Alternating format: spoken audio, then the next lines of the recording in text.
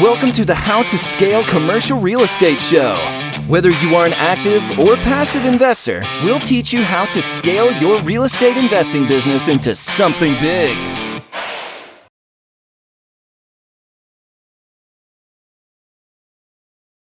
Chris, hey, welcome to the show. Hey, Sam, great to be here. Man, it's so great to have you. I'm pumped about this interview. You've done a lot of amazing things in real estate. And, really, I just want to kind of hear where you started. Where are you now? How'd you get there? And where you're going with your real estate investing business.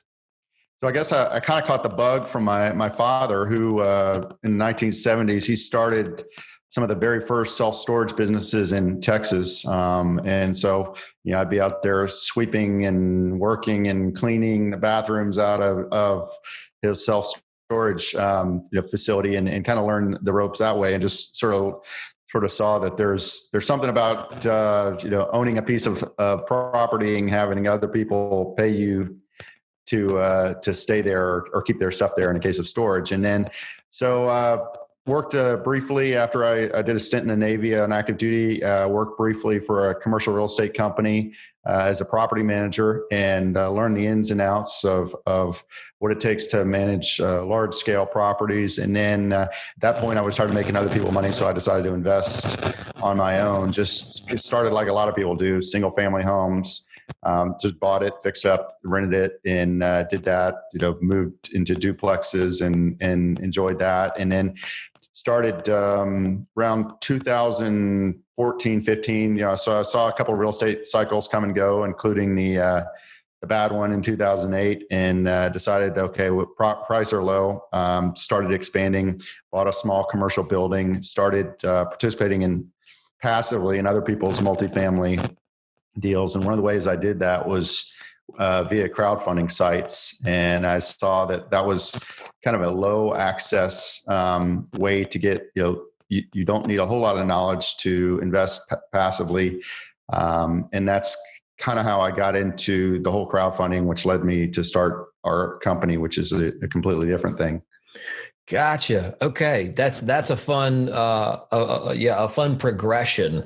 And without focusing too much on, kind of the earlier stages, I'd really love to hear more, if we can, on the crowdfunding side of things. I think that's something that obviously we see a lot of. And I was even looking at a fund yesterday, and I thought, well, gosh, that's interesting, but I'm not sure how the investors actually make money and things like that. And I'm both a passive and an active investor, but coming from that side of things and seeing a crowdfund, I kind of get a little leery, because I go, gosh, well, I don't know, is this actually going to work out? How does that? So I've never personally invested in a crowdfunded real estate venture. So can you kind of tell me how you guys do it, how you differentiate yourselves? Like, how does that work both for you and for the people putting their money in? Sure. So, one of the things probably before I jump into the crowdfunding is the particular asset class that we're into is agriculture. So agricultural real estate, agricultural businesses, and that's who our company Harvest Returns helps raise capital for, and people can invest with it. So, with equity crowdfunding, and people get confused about crowdfunding because there's different types of crowdfunding. There's basically what I call virtual panhandling, like GoFundMe. That's like, hey, my cat needs surgery. Will you give me some money? That's all that is. And then there's also donor crowdfunding, which is like Kickstarter, where, hey, I've got this crazy idea for a gadget, and give me money and I'll send you a t-shirt, and maybe I'll make the gadget and maybe I won't. But most real estate websites, crowdfunding websites, is equity crowdfunding. And there's different flavors of it that have different investor requirements. Some require you to be accredited, some require you not to be accredited. And they're investing in all different kinds of assets, from helping a small investor or a small real estate entrepreneur do his first fix and flip, to you can invest in a $100 million office building and have a piece of that.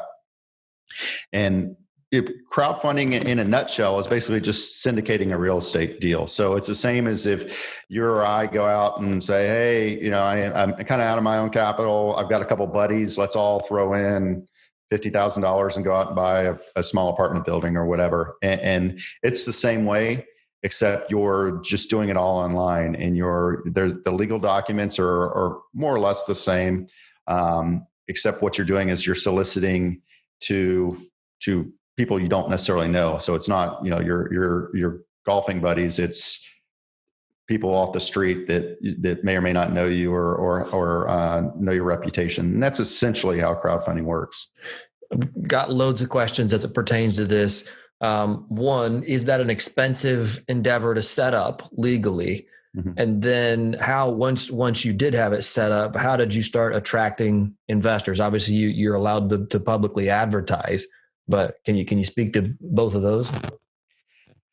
Yeah, it was expensive to set up. If you're going to get into crowdfunding, I would recommend you use somebody's site rather than try to build your own, because it is expensive, not just the technology side, but the legal side. But honestly, the legal side, we've been able to amortize those costs. So, we, just like anybody else who wants to I want to put together an apartment deal and bring on 10 buddies or whatever, friends and family type of investors. It's the same documents. You have to pay an attorney. So for us, we have paid an attorney. We pay a lot of attorneys, securities attorneys, and have those documents, but we're able to kind of amortize them and use them over and over again in various offerings. Technology side, different platforms are different. Some of them build their own software. We use what's called a white label software. So sure, there's so many people starting up crowdfunding platforms that there's some companies out there, all they do is host those platforms, and there's a variety of those out there. So if somebody's thinking about starting a site or just automating the process to bring in their syndications, you can do that and fairly affordably. And then the attracting investors, that's the expensive part, because in our case, we're trying to build a national brand. And we were one of the very first movers in the agriculture space on equity crowdfunding. We've got a few competitors now that are doing slightly different things. So we've got kind of that first mover advantage, but we also, there's a lot of competition, and you're like everything else on the internet, you're basically paying for people's eyes, or you're trying to attract eyes for as cheaply as possible, not just any eyes, but in our case, we're looking for self-directed investors who, want to invest passively in agriculture. And that's a very niche sort of audience to attract. Mm-hmm, mm-hmm. Do you mind if I probe and if you tell me, hey, I'm not willing to share that online, like what did it cost to set the fund up? Like out the door, done?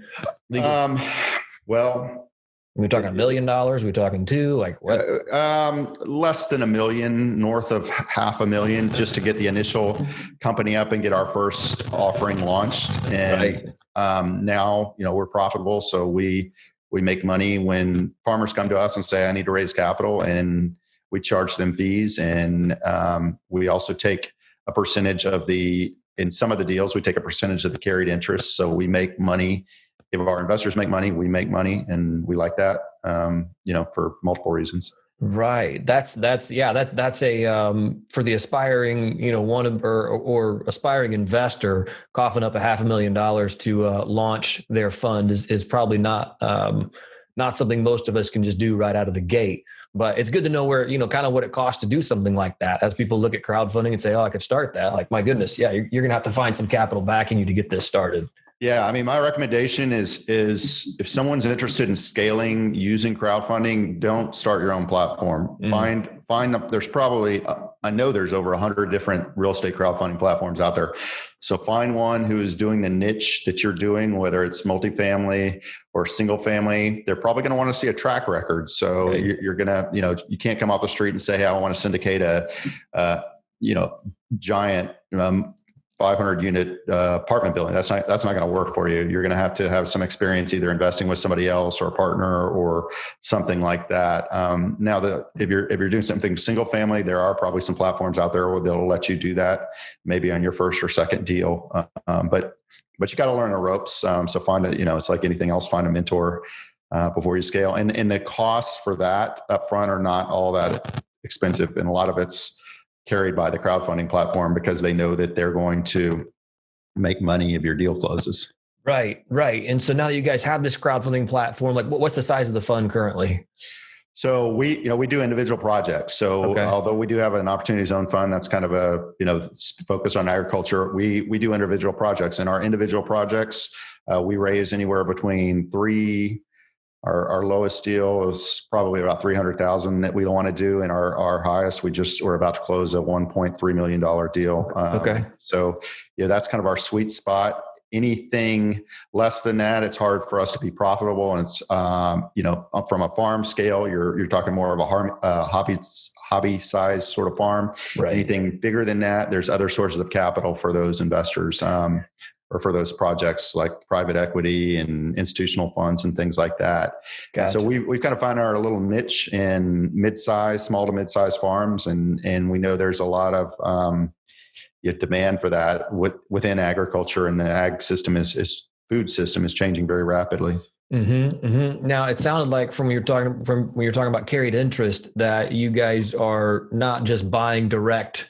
You're not just buying land. You're not just buying interest in businesses. You're also doing hard money lending to farmers. Is that right? Or is that? We do. Yeah.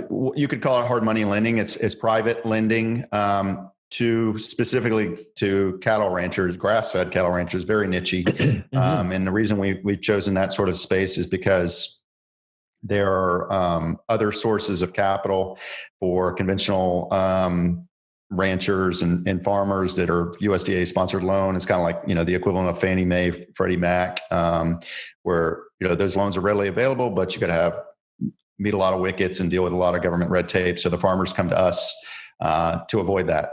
Sure. And so how you really have two sets of customers. You have your investors investing, and then also you have your farmers, right, and people in the ag space who are borrowing from you. How do your farmers and those people find you? They find us on the internet. When we started the company, we thought we were going to have a much tougher time finding farmers, but that's not the case. They, as we've become more and more successful and we've proven our ability to raise capital, they just see us on the internet. They read about us in the press. They hear us on podcasts like yours. All those sorts of things. That's awesome. And so that's one side of the business. Are you guys investing directly in land as well? No, the deal flow comes to us, and we don't want to be. We're not the operators. We're looking for competent sponsors that hopefully have a track record, or at least have a solid team together that have some experience in our case, the agriculture side and the business side of things, or, some of them have some real estate background as well. And so we look for that team. We don't want to deal with the tenants and termites and toilets, that sort of thing. But for agriculture, it's like, we don't want to deal with the droughts and the infections and the pests and whatever. But the farmers, that's their job. So we're mostly on the financial side of things. Gotcha. That's awesome. What is some either some mistakes you've made growing this that you've learned from, or some bad advice you learned or you heard along the way? Yeah, make sure you choose your attorneys carefully. We've been through a bunch of attorneys. We at first thought we'd find somebody local, really high-end firm here in downtown, and that was a mistake because we spent a lot of money and didn't get a lot of progress. So we got a special crowdfunding attorney who's done well for us. So that's, all attorneys aren't the same, not just in their level of experience and competency, but in their level of customer service. So that's important. It's one of your higher costs administratively when you're doing real estate deals. And so choose wisely. Right. Wow. Yeah, that would be painful along the way. Okay, so let's jump into the final four, because we are here at about 15 minutes, and I've loved this interview because what you guys do is just so different, I think, than many of the people that we get to talk to. So investing in bigger assets. If you were to distill everything you know and had to give only one piece of advice for an inspiring investor, or an aspiring investor, if I could speak today, what would it be? Yeah, find some mentorship or a team. I tried to go solo for a long time, and I know that had I, reached out and found either a mentor or a group or a team, I would have been able to scale a lot quicker. That's awesome. Investing in yourself. What's one thing that you're currently doing to stay on top of your game?